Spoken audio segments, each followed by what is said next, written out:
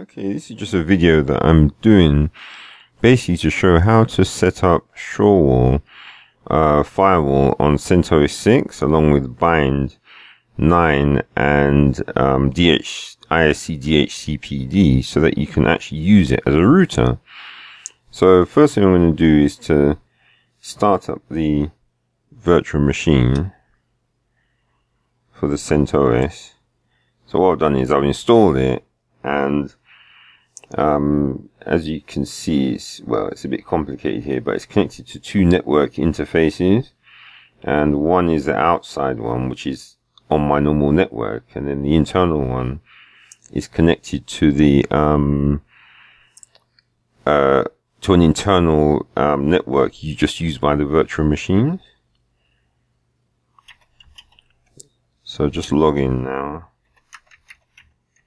Okay, so the first thing we do is to configure the networking.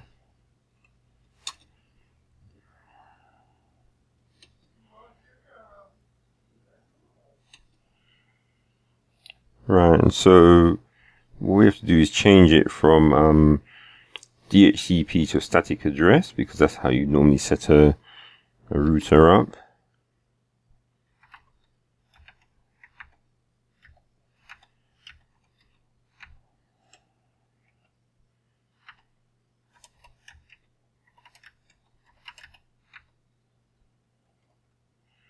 And so, because this is the external interface, it has to be pointing to the default, whatever the gateway is on your network, or usually be on the internet.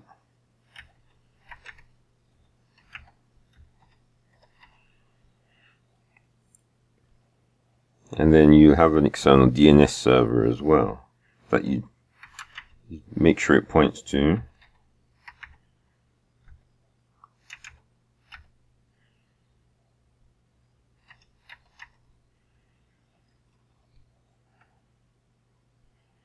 Make sure it comes up on boot and not handled by Network Manager.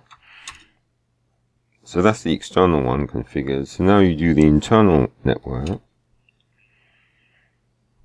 So that's static as well.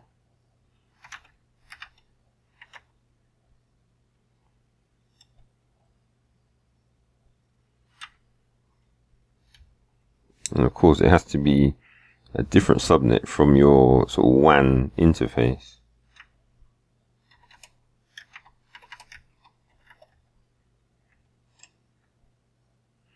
Now for the internal, you don't need a gateway or DNS because that's handled by the external interface, but you do want it to come up on boot and then no Network Manager.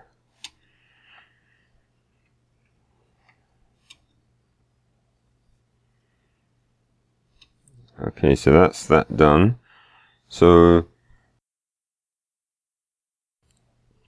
what we can do is easiest way of activating that now is just to restart the network service.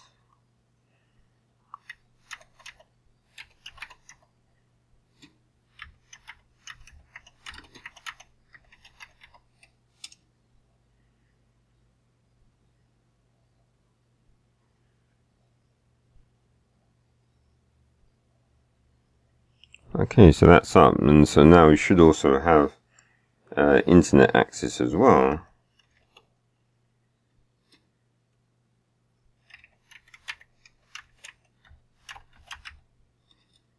Okay, that looks good. So next thing we have to do is to install the packages, and it's easier to do that if I connect straight directly to it. Now at the moment there's no, well, the firewall is just a basic one and it allows SSH access, so just for convenience I'm just going to connect into it, but this connection will actually be sort of going, or it'll be blocked once the firewall is activated.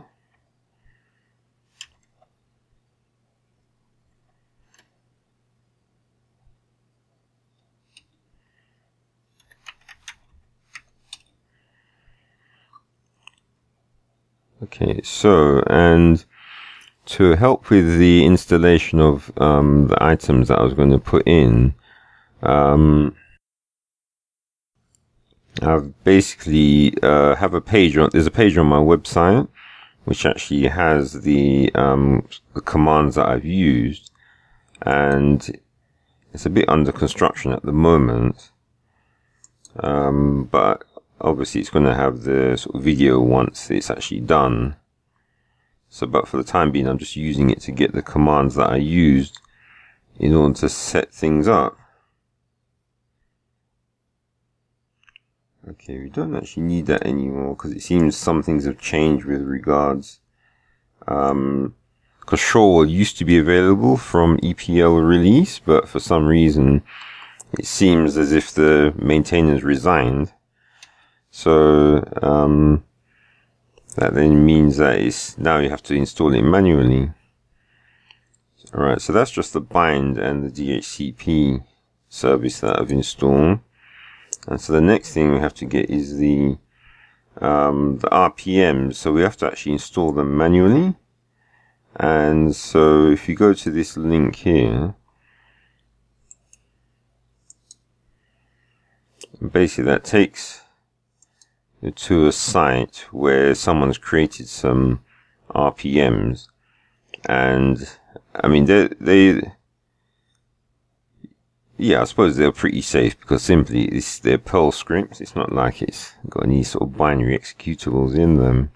So for a normal router, basically you want to be setting up as IPv4. So the only two packages you need are the main Shorewall one. So if you just so we download that.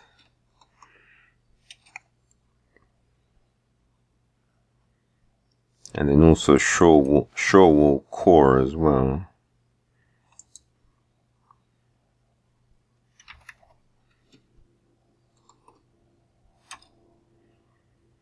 Right, and so that's those downloaded. So the next things we need is to get hold of Webmin. Now, one thing about Webmin is that if you download the latest version, you'll actually find that it has a new annoying interface on it that sometimes gets stuck. So I think this is like one of the last versions which has the old interface, which is reliable and generally always works. So what I'd always do to get the newest one is to download this old one, and then basically inside Webmin there's an option to update it, and it just does it automatically. But the good thing about that is that it will update to the latest version, but keep the old theme, which is reliable, rather than giving you the new theme, which can break sometimes.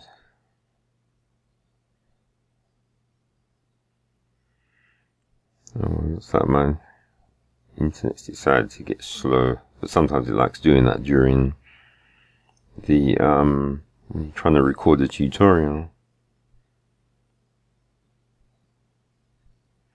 Okay, so that's installed. So now, or I should say downloaded. So now what we do is just install the those RPMs for Shorewall, and basically if you use yum to do the installation, what it will do is it will actually pick up the dependencies for you. So you'll notice that it needs the BC and the Perl digest, whereas if you try to install that using the RPM command, it would just come up saying it needs certain dependencies not satisfied, and then you have to go manually find them. So if you just do yes there. So that's Shorewall installed, and then same thing for the Webmin. See, so that needs that dependency there. So it's always best for it to use yum to handle it, so that it also uses just the one sort of package database on your system, so there's no confusion.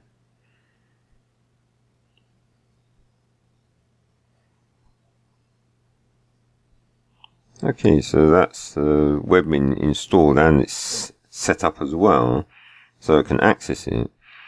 So basically, well, what we can do now is to access the the Webmin to actually do the rest of the configuration, because that's the reason why I used it, because I've seen people actually they've actually tried to use, that's right, they'll install Shorewall and actually configure it from the command line, but you'll find that that's very tedious. But so it's actually a lot better, and it's a lot easier to get a working router if you actually use Webmin to do it.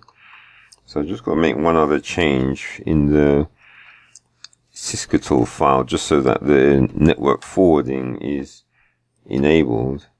So what that means is that it can access a proper router.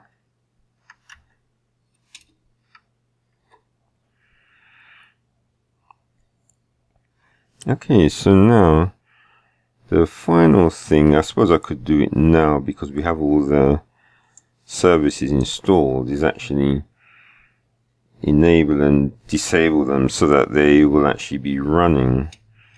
So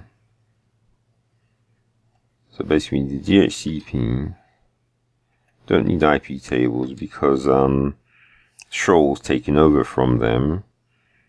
Don't need these because there's no RAID.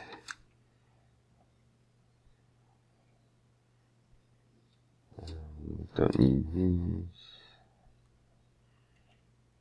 And yeah, so we've got Shorewall is set up to run, and Webmin.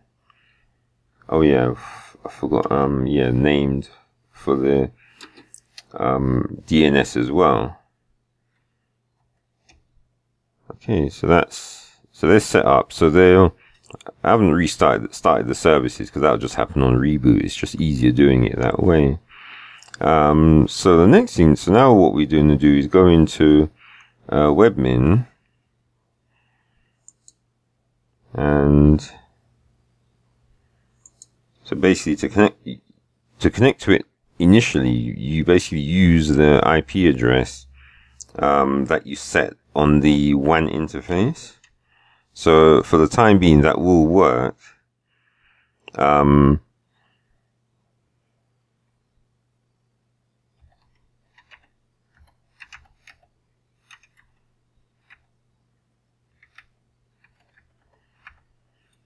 Because the firewall hasn't been activated yet. Oh, actually, just realized the firewall is activated in IP tables. So if you just do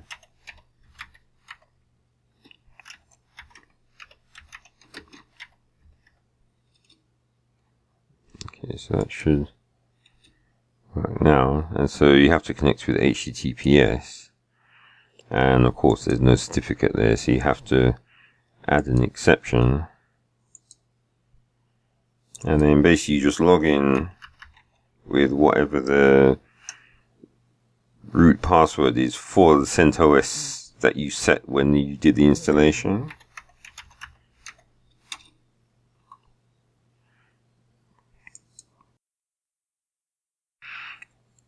Right, so now when we go in here, you'll find when you go into servers that only the bind and DHCP is there. But I'm just trying to remember. Oh, actually, yeah. Sometimes you find they're not there, and yes, network. Yes, because before when I did this, they actually weren't there, but for some reason this time they are. I don't know if it's because of the order. Yeah, I think it's because I installed. I might have installed them after Webmin, but if you find that bind and DHCP aren't there, then what you do is just go into refresh modules, and it will do a scan and check which programs that you have installed, and then whichever ones are installed will end up under servers or under these sections, like servers, others, networking, and the ones which are not installed just end up in unused modules. So there's a long list there of sort of things you can install. Right, so basically to have it as a proper router, we're going to need the DHCP and the name server set up. So if you go to the DHCP, and then we add a new subnet, and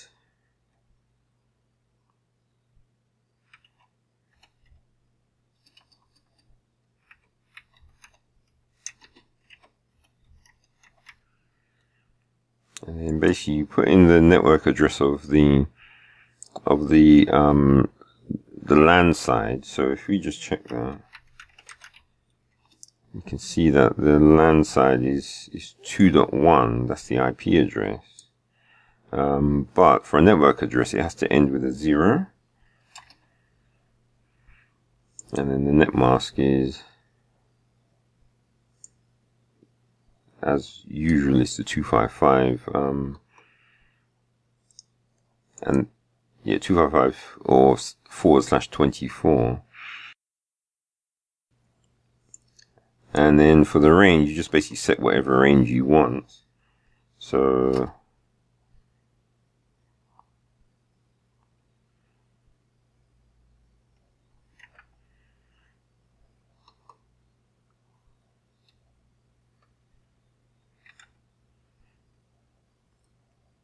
yes, you set the range. You don't really need to set any more of these other configurations. Yeah, because there's a lot of settings you can change, but basically all you mainly need is just the network address ending with 0, the net mask, and then the address range that you want it to assign. The important thing is that this network address has to match one of these interfaces, because if it doesn't, then the DHCP server won't start and it'll just give you an error. And so the other thing we have to do is, right, so we create that. And then if we go back into it, there'll be some options at the bottom to edit the client options. So basically so most everything can stay as default, but we want to make sure, because stuff like the domain name and DNS stuff, if you're setting up a proper network, using settings in here can come in handy for when you want your machines to be part of a certain local domain. But for a basic router, say like in just a small office, you can get away with just specifying the just the default router, which of course is this machine. So this will be the default router for anything that's behind it. And the other thing is the DNS server. So since we've got bind installed on here, it's also going to be the DNS server as well. Okay, so those are those are pretty much all the settings we need for DHCP. And so then you can just save that, and then we can just start the server.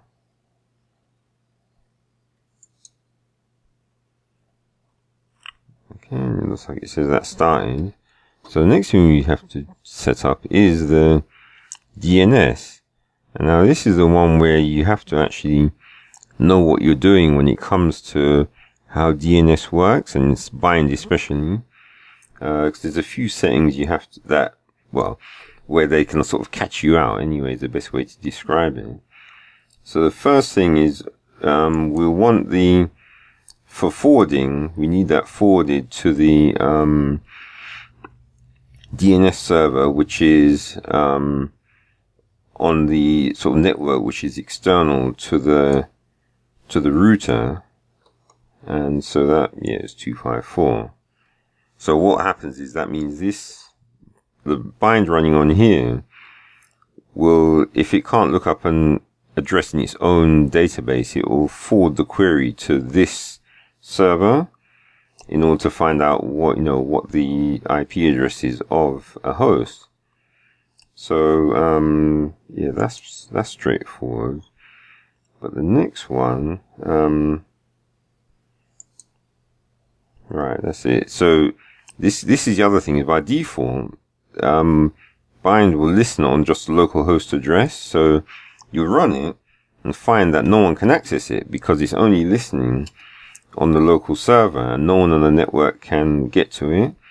So you have to actually make it also listen on the main network interface as well. And it's the same sort of port 53. Yeah, so everything else can pretty much stay the same, except you have to allow recursive queries from your local network, because if you don't, then bind will just block all queries that come in.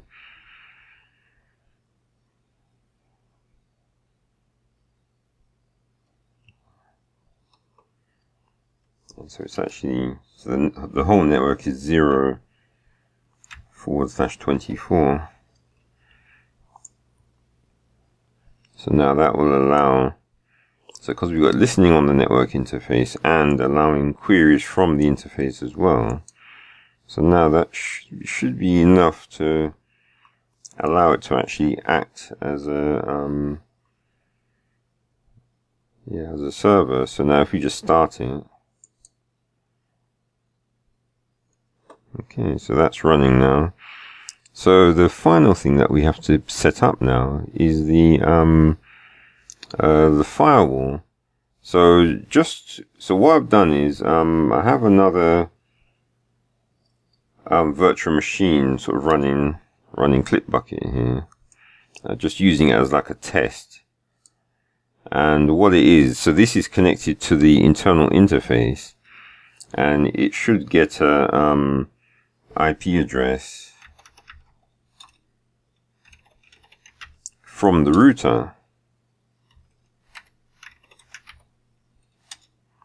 Yeah, see, so it has. So it's now, this is 2.60, and if we try to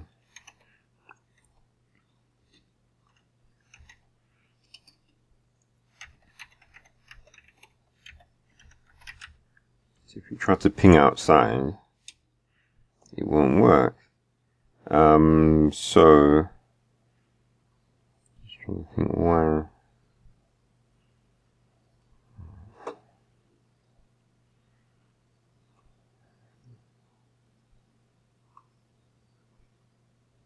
Alright, okay, yeah, that can't work anyway because I need to restart.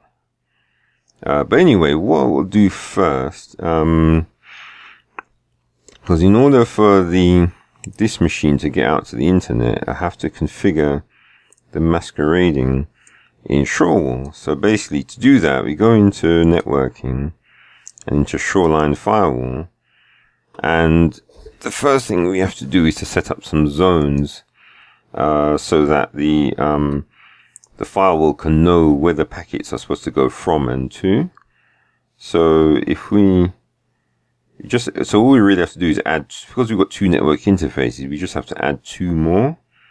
And so the first one we'll add is the internet.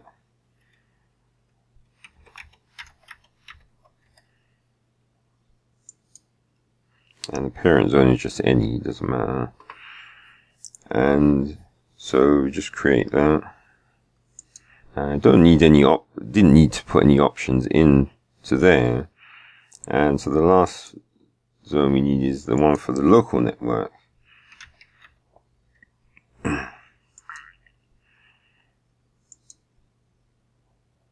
Okay, so now we've done that, the next thing we have to do is to add the interfaces.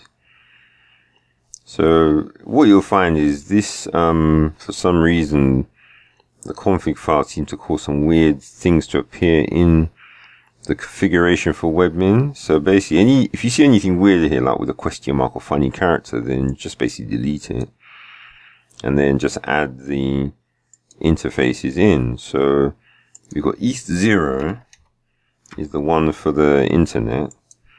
And so that zone is the internet one, and we want it to have a automatic broadcast address, and it doesn't use DHCP, but we want this one, yeah. So we let it ping.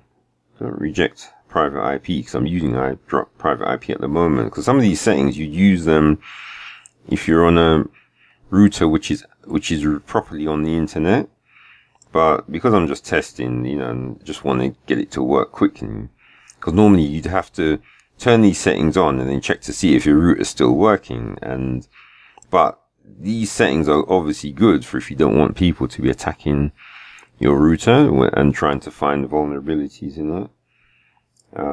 So I think this is the only one we need on. Just check.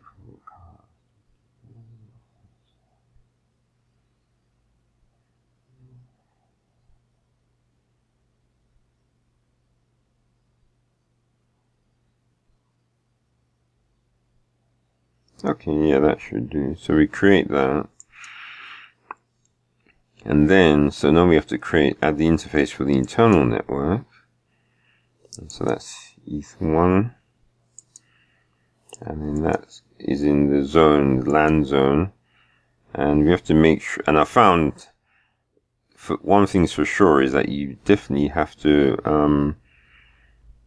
you want to turn on proxy up. I'm not sure if you need that, but I did find out that the one that you definitely do need is accept traffic back to host. If you don't turn that on, then your internal routing will not work.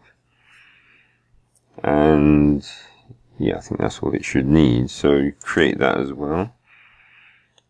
Oh, actually, you better give it a broadcast address. Yeah. Okay, so that should, yeah, so that's that for the interfaces. And then now we have our default policies, and you have to set these up. And what you usually want is that anything from the internet coming in to anywhere, you always want it to block by default, or drop usually, because drop is less load on your network. So anything from the internet, you drop it. And then anything from the local network to the firewall, you accept. And so anything from the firewall to the local network, you accept that. And so LAN to firewall, firewall to LAN. So also then you want from firewall to internet, you have to accept. And then the last one, just so that your internet on the internal network works, is from the LAN to internet, you just accept that. So what that means is anything coming in is just dropped that you haven't set. And this is good, because what it effectively means is that the default is that all ports, all the external ports are closed, and then you have to manually open them.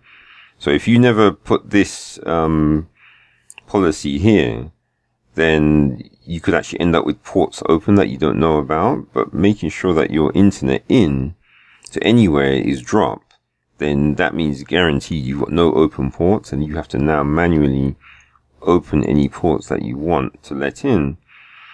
So now next thing we got to do is masquerading. This is so that the internet can work going out. So basically the outgoing interface is the ETH0, and then the network is the subnet on ETH1. And then we don't need, so any protocol for IP set. Okay, so, I mean, I found that it's probably,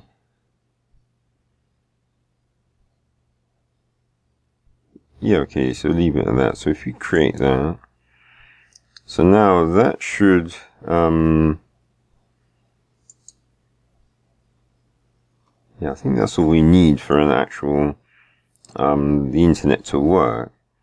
So now, first thing we do is to check firewall to make sure that the configuration is okay. Okay, and so that's happy.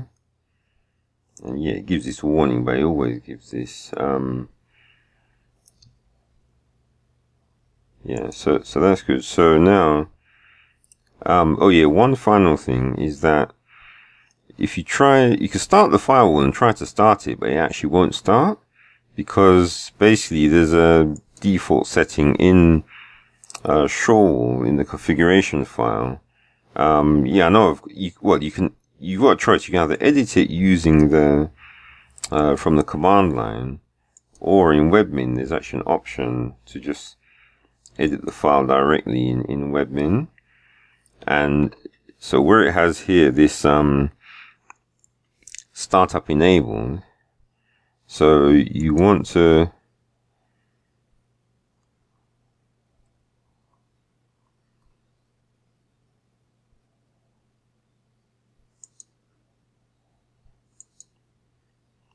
so basically startup enable, you just want to change that to yes.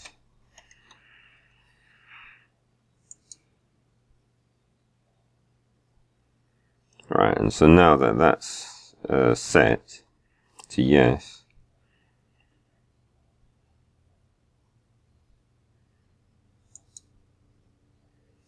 so now it's pretty much ready. And what we can do, well, the easiest thing to do is just to restart the machine because of all the services that and the configurations that we've changed. So just going to do that.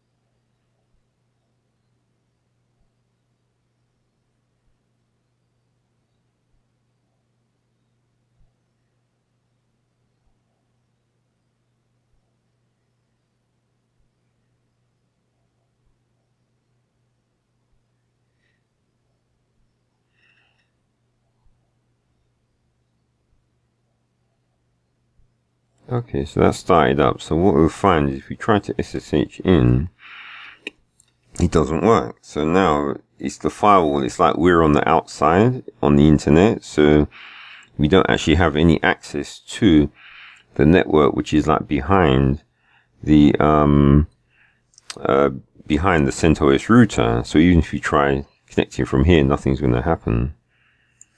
So the only way we should be able to connect to it is actually from the Clipbucket. So if I try and connect out,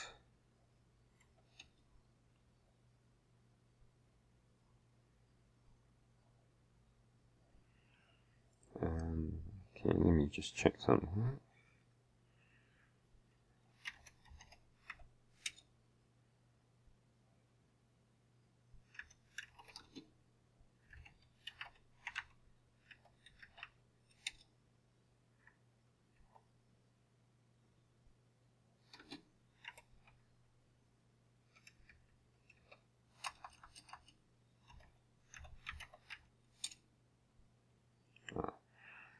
Okay, looks like the bind didn't start up, or something's up. Okay, so what I also have is like a Windows machine that I've set up, basically to so this is connected to the internal network interface of the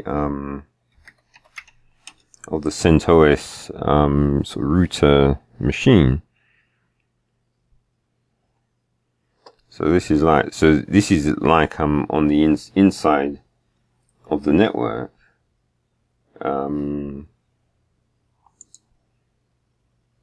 Interesting enough, it seems to think that it's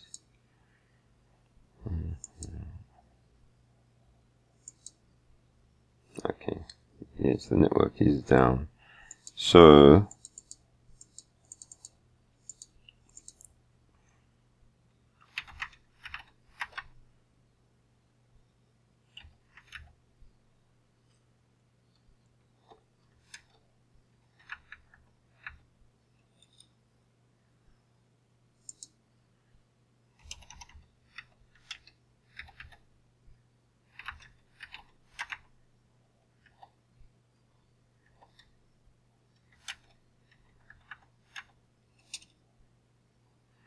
Right, so we can still connect into the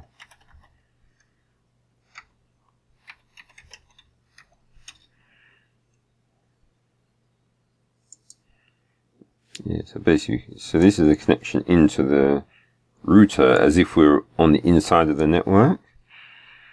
And so just got to see why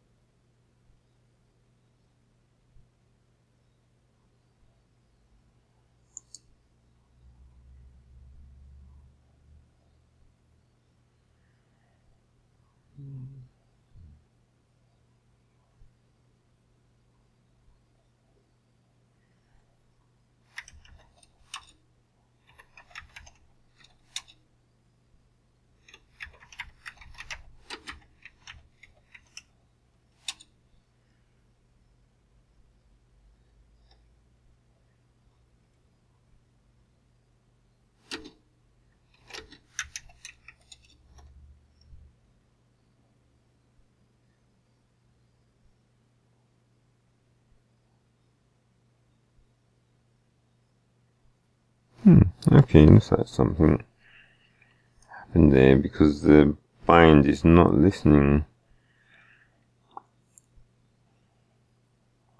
It's not listening on the right. Okay.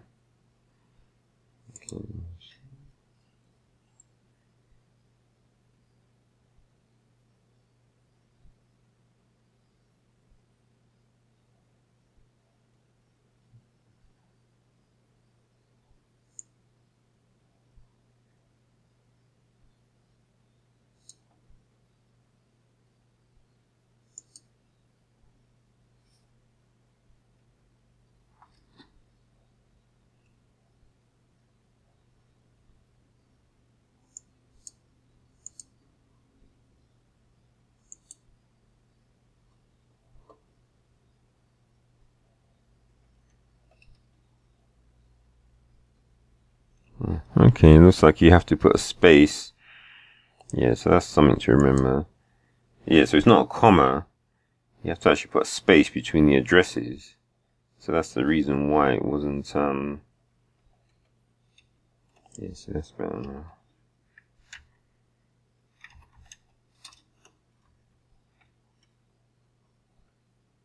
Okay, so now, so looks like we've got internet access through the firewall. And that should be the case on here as well.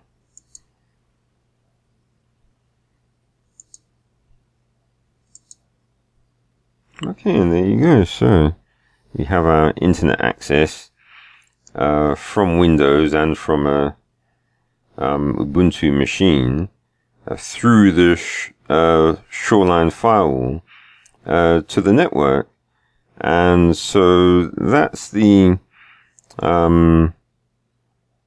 well, I suppose I could leave it there, but there's one sort of last thing I just want to show, and that is that because basically I'm going to be using this to do something else with regards setting up the connection through the sort of firewall to the Windows machine. So I might actually, yeah, I think I might leave that till later actually, because basically this is good enough. Basically it's just to do with the port forwarding. So that's the end of this sort of current sort of video, and I'll leave it here. And then what I'm going to be doing next time is continuing on showing how to actually set up S-Tunnel, well, OpenVPN first inside the Windows. Okay, I'll see you in the next video. Okay, bye.